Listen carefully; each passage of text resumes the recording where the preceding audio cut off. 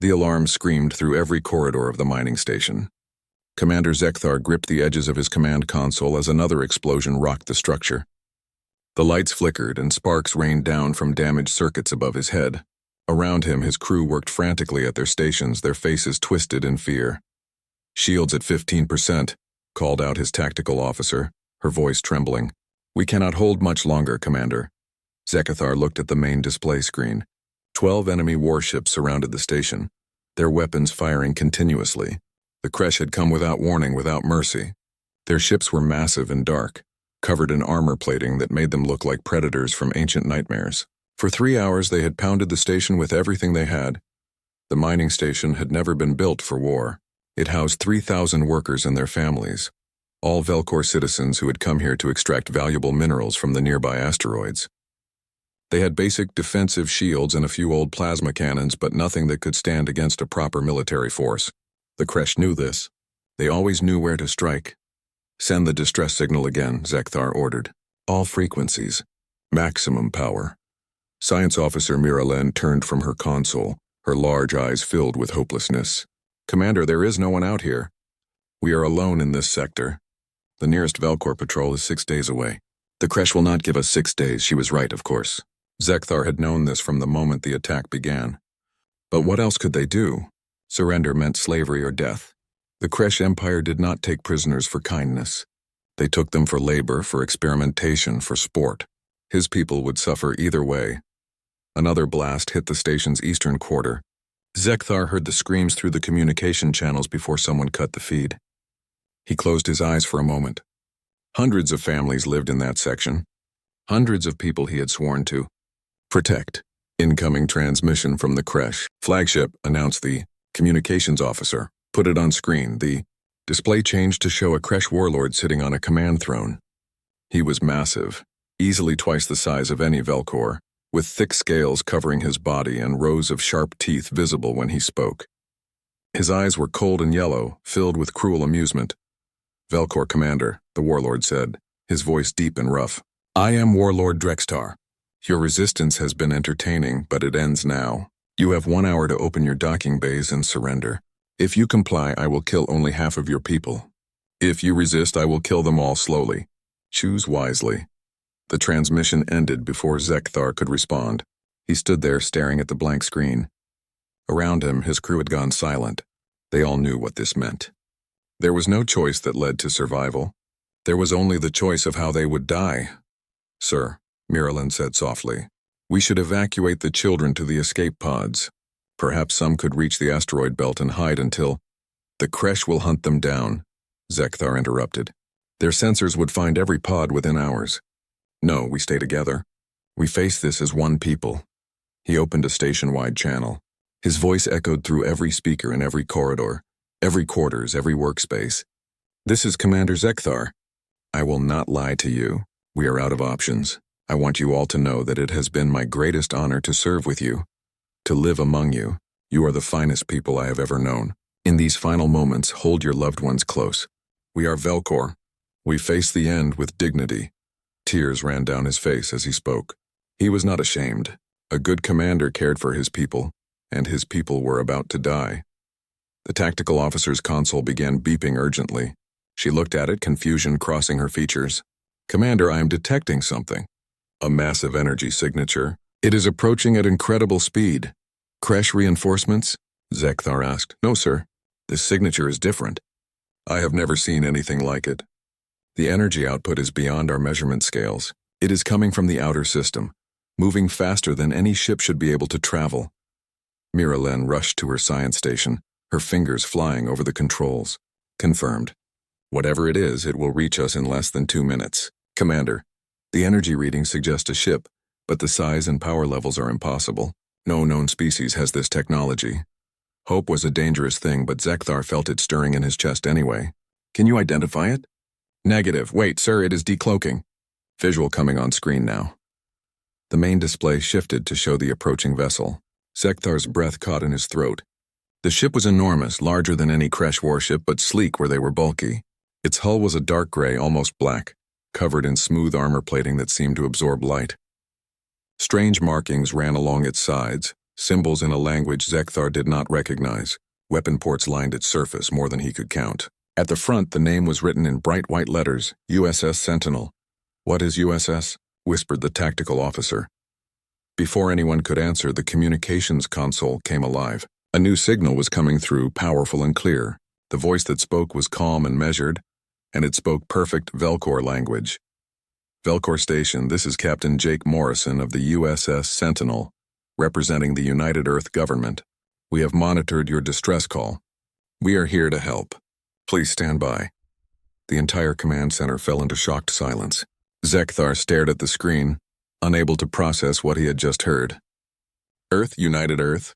He had never heard of such a place, such a people. How did they know the Velcor language? How had they been monitoring anything?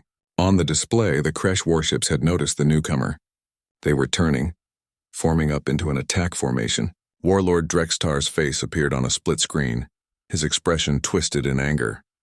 "Unknown vessel, you have entered a Kresh military operation. Withdraw immediately or be destroyed." The human ship, the Sentinel, did not slow down. It did not change course. It simply moved forward, placing itself between the station and the Kresh fleet. Then Captain Morrison's voice came through again, and this time there was steel beneath the calm. "Negative, Warlord. You are ordered to cease hostilities and withdraw from this system immediately. This station and its people are now under the protection of humanity. You have 30 seconds to comply." Drextar laughed, a horrible sound. "One ship against 12? You aliens are foolish. Destroy them!" The Kresh fleet opened fire and the battle began. Thousands of missiles streaked through space toward the human warship. Energy beams, bright red and orange, cut through the darkness like burning spears. The Kresh had unleashed everything at once, a wall of destruction meant to vaporize any target instantly. Commander Zekthar watched from his damaged station, his heart sinking. The mysterious humans had come to help, but now they would die for their kindness.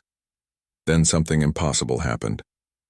Blue light shimmered around the USS Sentinel as its shields activated. The missiles hit first, exploding in brilliant flashes against an invisible barrier. Each impact created ripples of energy, like stones thrown into a calm pond, but the shield held. The energy beams followed, converging on the ship from multiple angles. They should have melted through the armor, should have burned into the hull. Instead, they simply scattered across the shield surface, their power absorbed and dissipated harmlessly. The Kresh fired again, and again. For 30 seconds, they threw everything they had at the single human ship. The space around the Sentinel became a storm of fire and light. But when the barrage finally stopped, when the Kresh weapons fell silent to cool and recharge, the human ship emerged completely undamaged. Not a scratch. Not even a burn mark. How is that possible? Miralyn whispered, her eyes wide with disbelief. Zekthar had no answer. The Velcor had shield technology, but nothing like this. Their shields would have collapsed after 3 or 4 hits from Kresh weapons. This ship had taken hundreds of direct impacts and had not even seemed bothered. Captain Morrison's voice came through the communication channel again. "Warlord Drextar, you have made your choice. Stand down now or face the consequences." The Kresh warlord's face appeared on screen, and for the first time Zekthar saw uncertainty in those yellow eyes. But pride and rage won out. "All ships concentrate fire on that vessel. Tear it apart!" "Very well," Morrison replied, and his voice carried a note of sadness. "Lieutenant Blake, inform all Kresh vessels that we will disable their ships. Lieutenant Carter, you may fire when ready." The Sentinel had been still and passive until that moment. Now it came alive. Ports along its hull opened, revealing weapons that glowed with gathered energy. The ship rotated smoothly, bringing its broadside to face the Kresh fleet. What happened next would be burned into Zekthar's memory forever. The human ship fired, not in the wild, unfocused way the Kresh had, not in desperation or rage. It fired with absolute precision, like a surgeon using a scalpel. Bright blue beams lanced out, each one finding a target. The beams struck Kresh ships in specific locations: engine sections, weapon batteries, shield generators. Metal vaporized. Explosions blossomed in the darkness of space. Then the railgun spoke. Zekthar did not know this name yet, but he saw the weapons fire. Solid projectiles, accelerated to incredible speeds, shot from the Sentinel's forward guns. When they hit Kresh armor, they punched straight through, entering one side of a ship and exiting the other. The impacts were devastating. One shot crippled a Kresh destroyer. its entire midsection simply ceasing to exist. The battle, if it could even be called that, lasted 8 minutes. 8 minutes for one human ship to destroy or disable 12 Kresh warships. 7 were reduced to burning wrecks, their crews dead or dying. 3 more floated helplessly, all their systems offline. The final 2 attempted to flee, their engines pushing them away at maximum speed.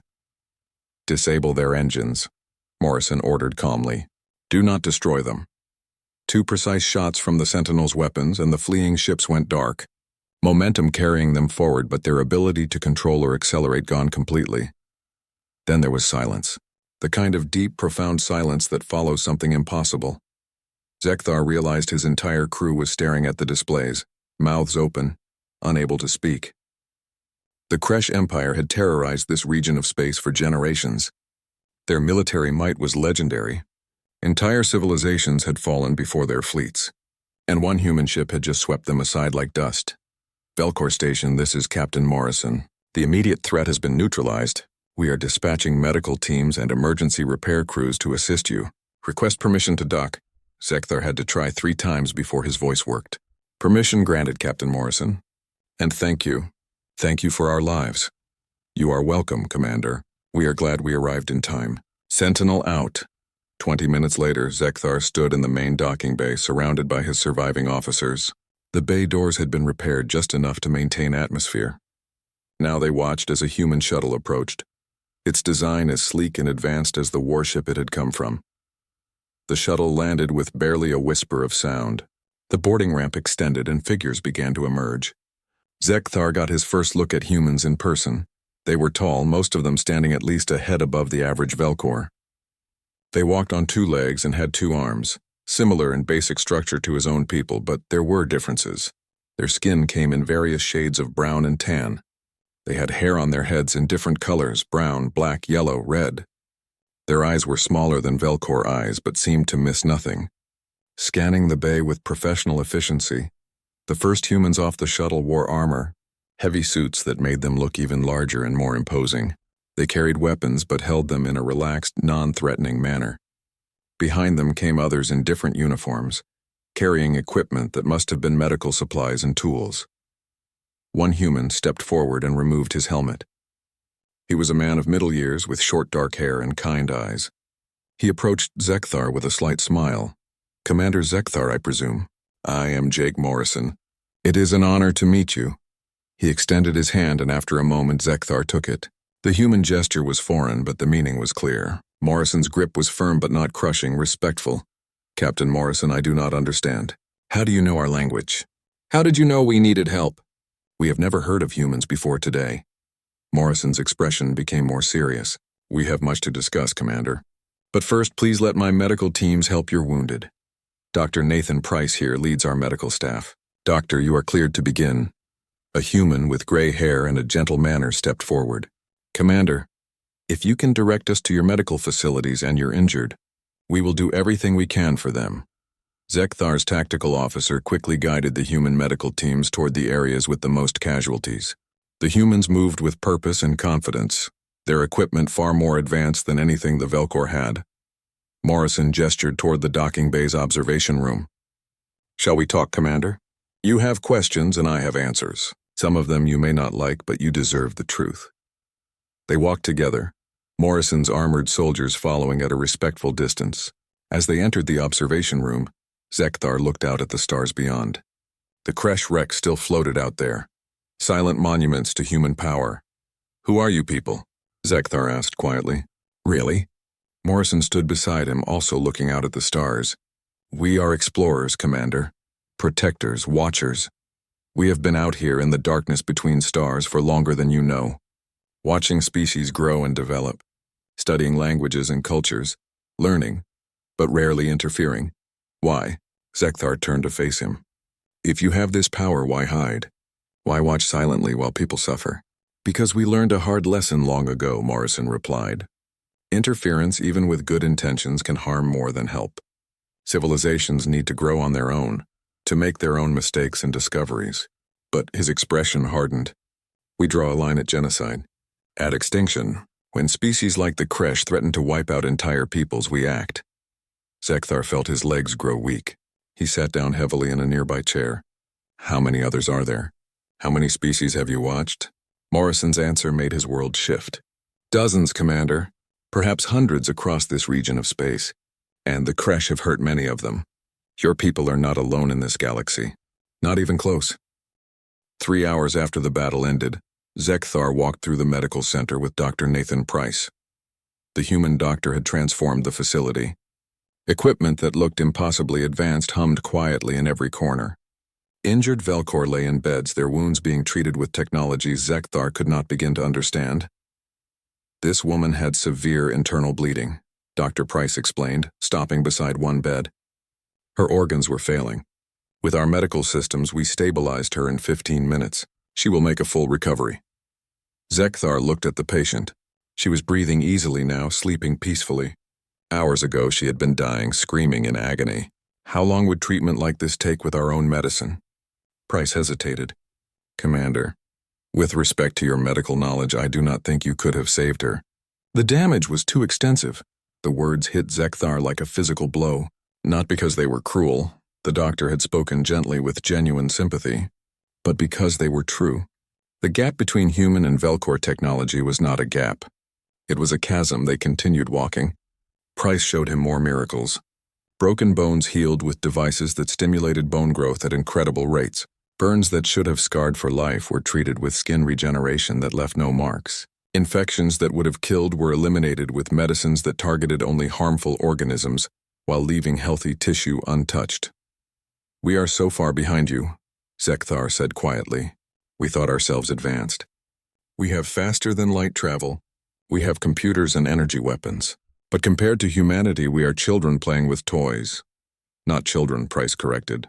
Every species develops at its own pace.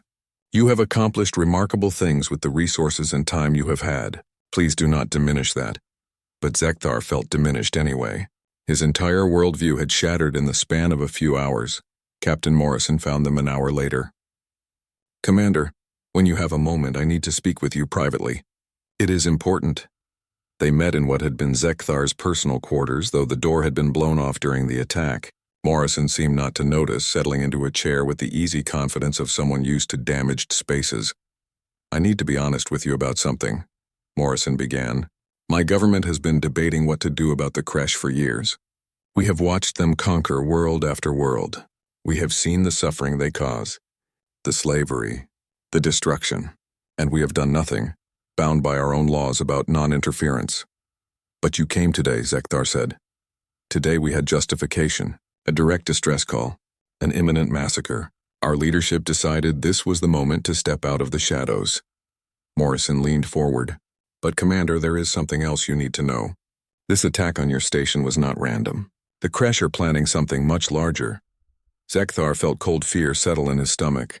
What do you mean? We interrogated the surviving Kresh officers. They talked eventually. This attack was a test, a probe to see if your people had any allies or hidden defenses. The main Kresh invasion force is coming. More than 100 warships. They plan to conquer your home world, Commander, to take your entire species as slaves. The room seemed to spin. Zekthar gripped the arms of his chair. When? 6 days, maybe 7 if we are lucky. Can you stop them? Can humanity stop them? Morrison was quiet for a moment. Yes, we can. But that decision is not mine to make alone. I have contacted my superiors. Reinforcements are on the way. However, Commander, you need to understand what this means. If humanity intervenes openly, everything changes. We reveal ourselves to the galaxy. We become active participants in galactic affairs. There is no going back from that. And if you do not intervene, Zekthar asked, though he already knew the answer, then your people face extinction or enslavement. I am sorry, Commander. I wish I could give you better options. Zekthar stood and walked to the window. Outside, he could see the Sentinel hanging in space, majestic and powerful. A human ship, a protector from a species he had never known existed. I need to contact my government, he said finally. They need to know everything. About humans. About the coming invasion. About the choice we face, of course. Lieutenant Sophie Blake, my communications officer, will help you establish a secure channel to your home world. Take all the time you need. Morrison left, and Zekthar was alone with his thoughts. How did you tell your entire species that they were not alone in the universe? That more advanced beings had been watching them? That their survival now depended on accepting help from strangers? The communication was difficult. Premier Vokran, the elected leader of all Velcor people, listened in stunned silence as Zekthar explained everything. The human ship, the destroyed Kresh fleet, the coming invasion. Finally, after Zekthar finished, there was a long pause. "This is difficult to believe," Vokran said slowly. "Humans? A species powerful enough to defeat the Kresh so easily? Why have they hidden from us?" "They say it is their philosophy, Premier, to observe but not interfere unless absolutely necessary. And now it is necessary. Yes, Premier, if they do not help us, we will fall. All of our worlds. All of our people." Another long silence. Then Vokran spoke, his voice heavy. "I will convene the council immediately. This decision affects every Velcor alive. But Commander, personally, what do you think? You have met these humans. You have seen what they can do. Do you trust them?" Zekthar thought about Dr. Price healing wounded with gentle hands. About Morrison, speaking with respect and honesty even when delivering hard truths. About the human soldiers who had stood guard over Velcor civilians, protecting them without being asked. "Yes, Premier, I trust them. They could have ignored our distress call. They could have let us die. But they came. They fought for us. They are still here, helping us repair and heal. If they wanted to conquer us, they could have done it easily. Instead, they offer alliance. Then I will recommend to the Council that we accept. May the stars guide us, Commander. May we be making the right choice." The communication ended. Zekthar stood alone in his damaged quarters, feeling the weight of the future pressing down on him. 2 days later, human reinforcements arrived. Zekthar watched from the station's observation deck as 15 more human warships emerged from faster-than-light travel. Each was massive, powerful, beautiful in a deadly way. The largest was called the USS Defiance, and it carried an admiral. Admiral Helen Cross came to the station personally. She was a woman with iron-gray hair and eyes that had seen many battles. She met with Zekthar and the other station commanders in what remained of the command center. "Gentlemen, ladies," she said, her voice commanding instant attention. "I am Admiral Cross of the United Earth Space Navy. I have been authorized by my government to offer full military protection to the Velcor people. Captain Morrison has briefed me on the situation. We have 6 days before the Kresh main fleet arrives. That gives us time to prepare." She activated a holographic display that showed the entire star system. "We will position our ships here, here, and here. We will also deploy orbital defense platforms around your station and any other critical facilities. The Kresh will not find an easy target when they arrive." "Admiral," Zekthar said carefully, "forgive me, but you have 16 ships. The intelligence we gathered suggests the Kresh will bring over 100. Can you truly stop them?" Cross smiled, and it was not a kind smile. It was the smile of a predator about to teach prey a lesson. "Commander, you saw what one of our ships did to 12 Kresh vessels. Now imagine what 16 can do to 100. The Kresh have never fought humans before. They have never encountered technology like ours. They think they are the apex predators of this region. We are about to show them how wrong they are." She looked around at all the Velcor officers present. "This battle will send a message to the entire galaxy. The age of conquest of strong species enslaving weak ones is over. Humanity is here now. And we do not tolerate bullies." The Velcor council chambers had never seen a debate like this. Premier Vokran sat in his seat, watching as representatives from every major colony and district argued back and forth. The session had been going for 6 hours and tempers were running high.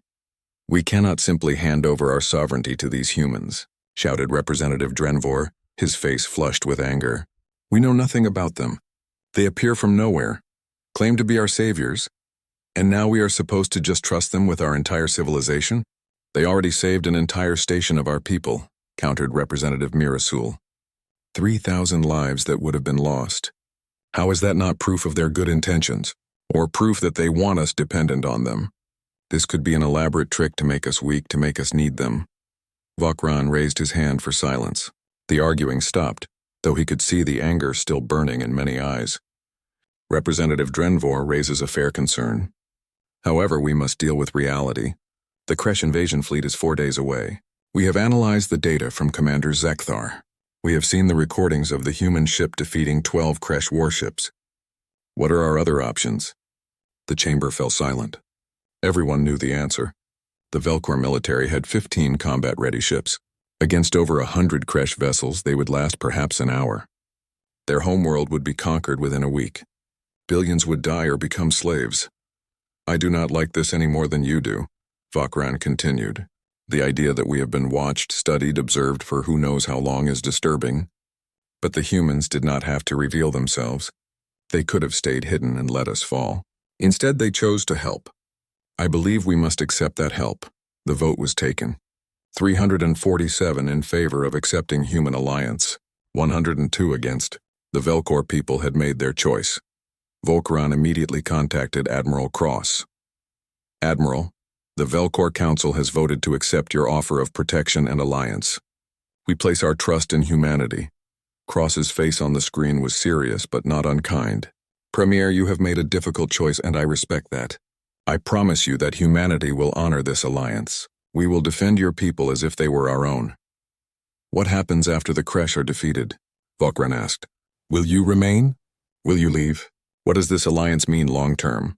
That is something we should discuss in detail after the immediate crisis is over. But I can tell you this. Humanity does not seek to rule other species. We seek partnership, cooperation, mutual defense. We have technologies we can share, knowledge we can exchange, but your people remain your own. We do not want subjects. We want allies. Vokran felt some of the tension leave his shoulders. Thank you, Admiral. That means more than you know. Over the next 4 days, the Velcor system was transformed into a fortress. Human engineers worked alongside Velcor crews installing new defense systems. Massive orbital platforms were built, each one bristling with weapons that made Velcor military technology look primitive. The human ships positioned themselves in a careful pattern that Admiral Cross had designed. Captain Jake Morrison continued to work closely with Commander Zekthar. They had formed an unlikely friendship.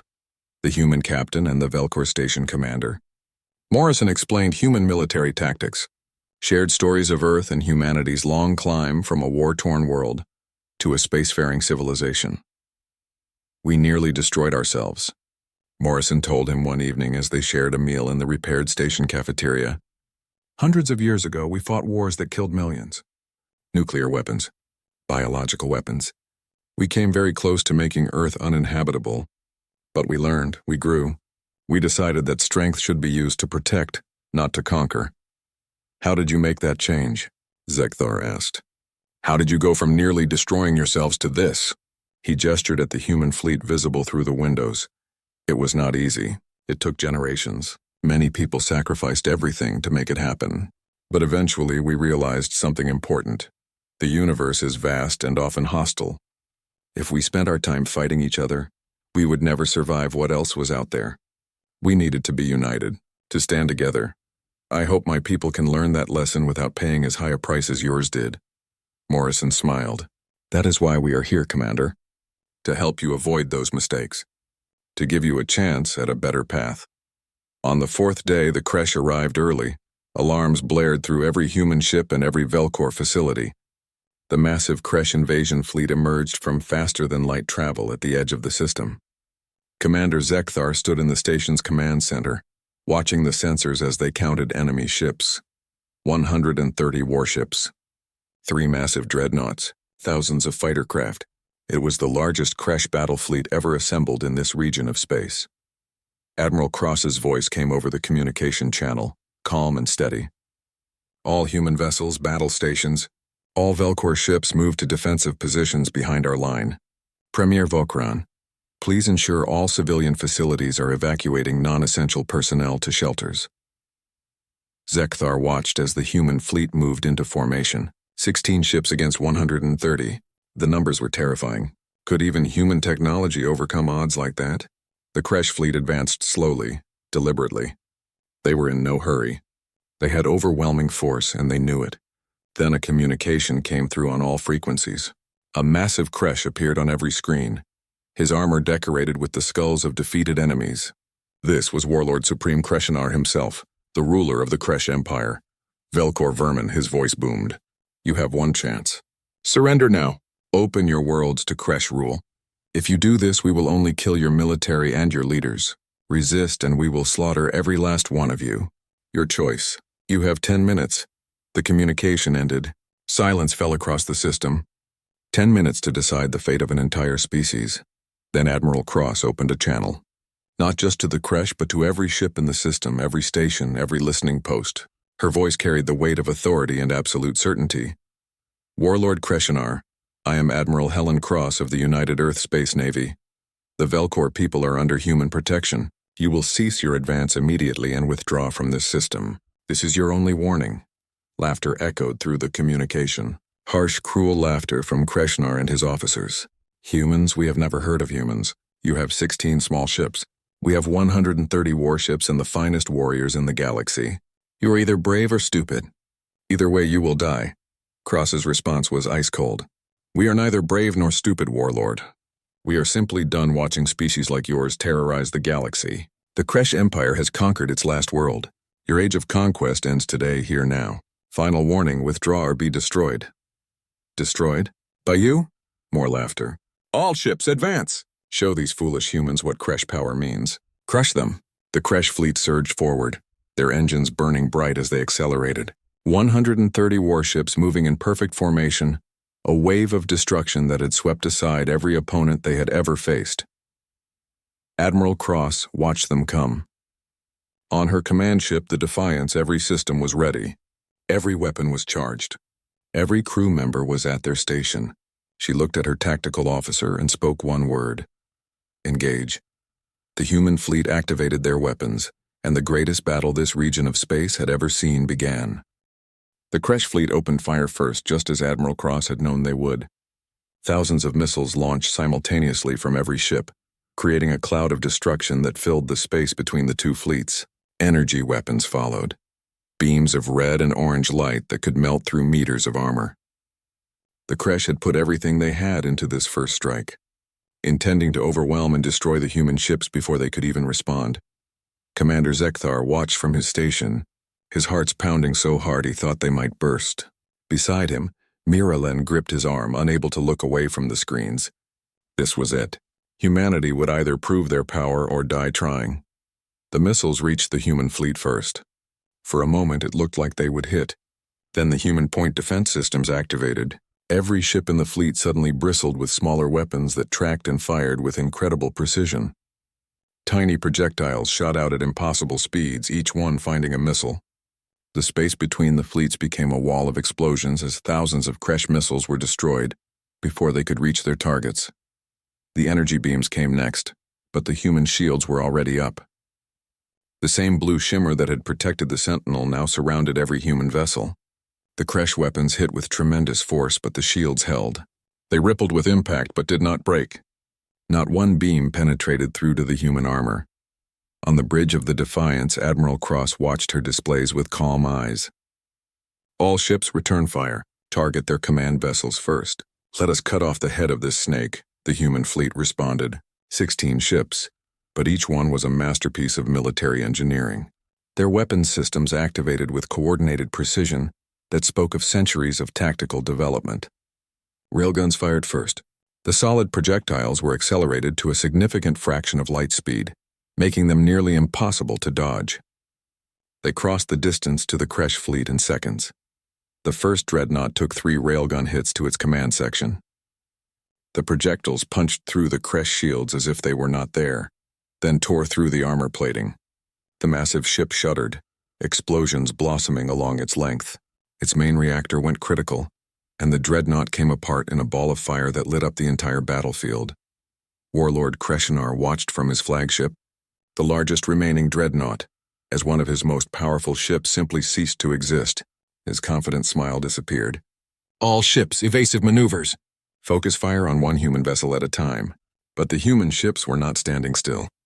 They moved with grace that should have been impossible for vessels of their size, their engines providing thrust and direction changes that defied the Kresh understanding of physics.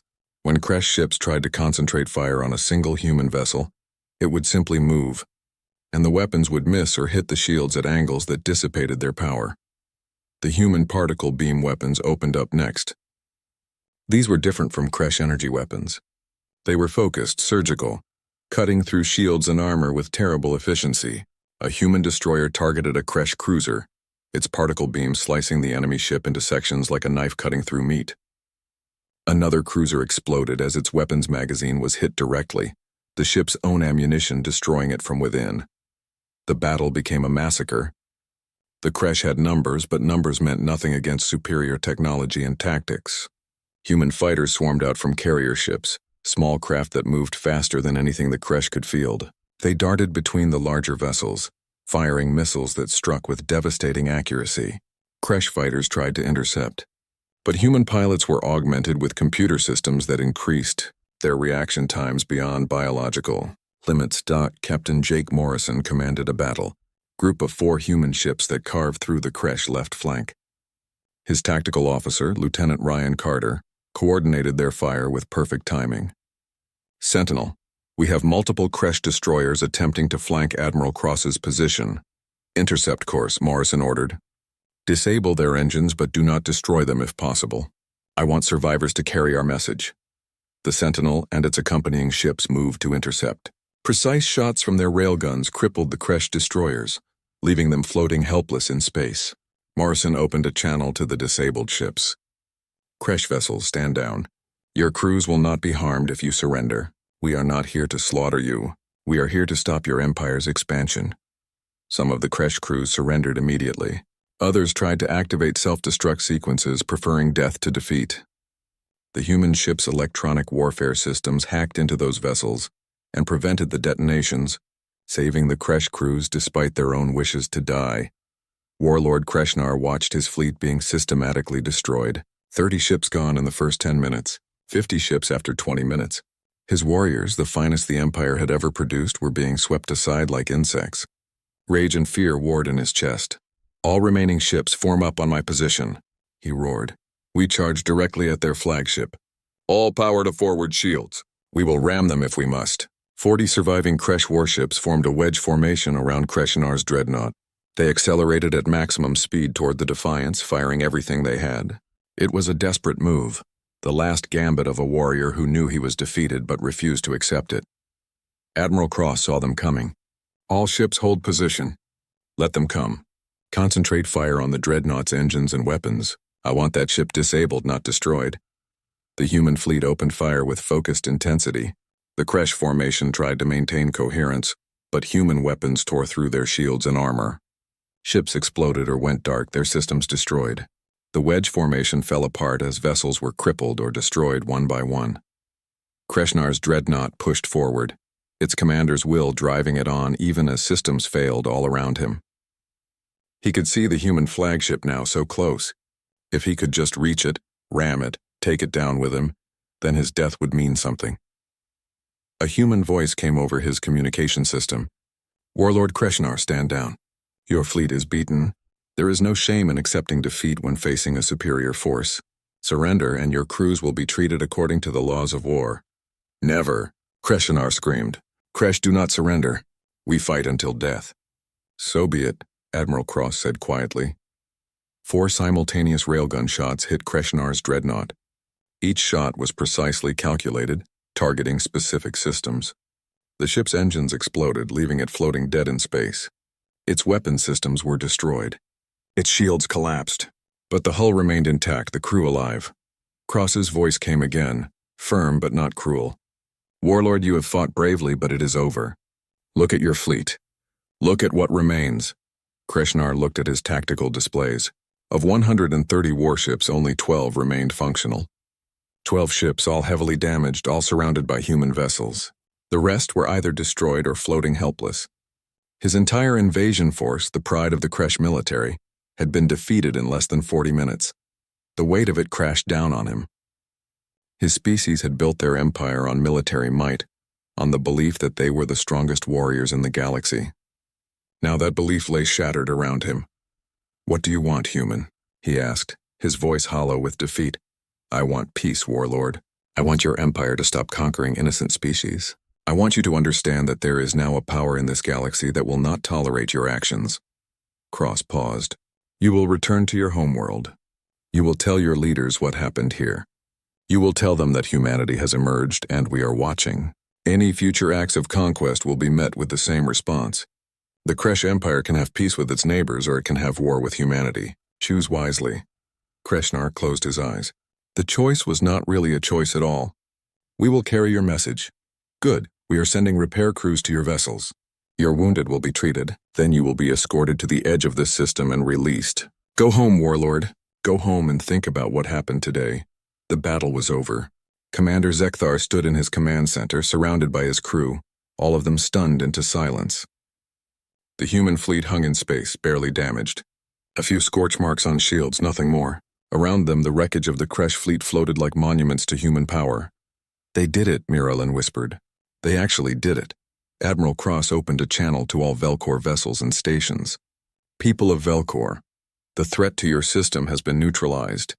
The Kresh will trouble you no more. But this battle was not just about protecting your people. It was about sending a message to every species in this region of space. Her image appeared on screens across the entire system. Zekthar could see human ships in the background, could see the pride in her crew's faces. Humanity has been watching from the shadows for too long. We have seen good people suffer while we hid behind our principles of non-interference. Today that changes. We are offering a new alliance to any species that wants peace, that wants protection from empires built on conquest and slavery. We call it the Coalition of Free Worlds. The Velcor have joined us. Others are welcome.